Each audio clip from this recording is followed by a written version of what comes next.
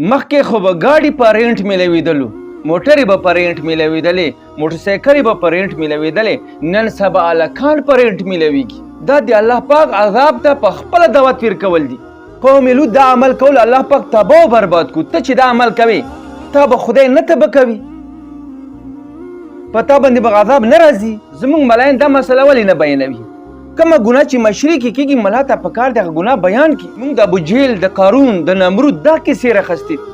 ای مولانا صاحب چې په معاشره کې کم ګناه کېږي په هغې باندې خبره وکړه. معاشره کې سود عام دی، لیوتت عام دی، زنا عامه دی، په ټیک ټاک باندې فحاشي اوریاني عامه دی، یو بل ته د کپړې وباسي. پنجابیان نه پښتون چې ځان ته وایي چې زه پښتون یم، تا دلته پښتو شرمېدله، الله ته غرق و تباه